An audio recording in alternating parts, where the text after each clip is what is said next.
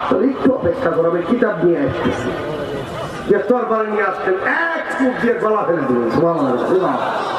পুরো মদিনায় খবর উঠে গেল, হায় হায় কাদাল ওমর ইবনে খাত্তাব রাজুলাম মিনাল মুসলিমিন, এই ওমর একজন মুসলমানকে হত্যা করেছে। হযরত ওমর বললেন, রাসূল ডাকলেন, ওমর কি করলে তুমি, কি করলে তুমি? আল কাতিল ওয়াল মাকতুল কিলাহুমা ফিন নার, ওমান ইয়াকতুল মুমিনান মুতাআম্মিদান ফাজাযাহু জাহান্নাম। ইচ্ছা করে কোনো মুসলমানকে, মুমিনকে হত্যা করে তার ঠিকানা জাহান্নাম। তুমি করলে নাকি? হযরত ওমর চুপচাপ বসা।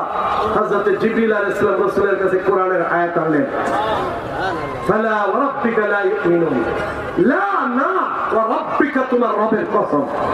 প্রথমে কোন না, ওমর বেঈমান না। আল্লাহু আকবার। কি বলছেন নাকি? লা না, সে বেঈমান না। ওয়া রাব্বিকা, ও মুহাম্মদ তোমার আল্লাহর কসম। আল্লাহ নিজেই আল্লাহর কসম খায়। লা ইউমিনুন, এরা মুমিন না।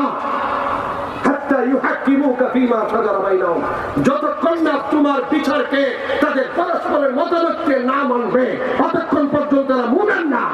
আজকে বাংলার মাটিতে ব্রিটিশ আইনে বিচার চলে, আমার আল্লাহ এবং নবীর বিচার যারা মানে না, এদেরকে মুমিন আপনি কোন হিসাবে বলে, কি হিসাবে বলে?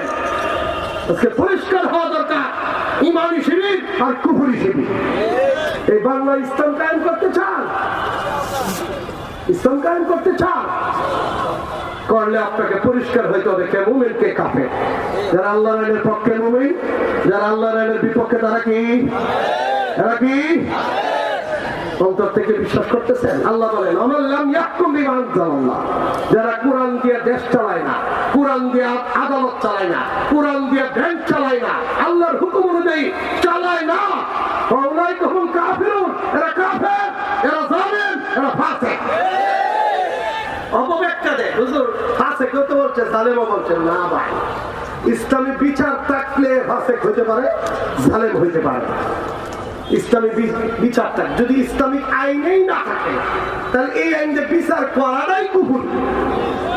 আপনি দেখেন ফতোয়ার কিতাবগুলো, তাহলে দেখা যায় কোরআন হাদিসের আলোচনা দ্বারা কুফরি একটা ব্যবস্থাপনা চলছে, এরা কাফের বেঈমান, অথচ এরা নিজেদেরকে মুমিন মনে করতেছে।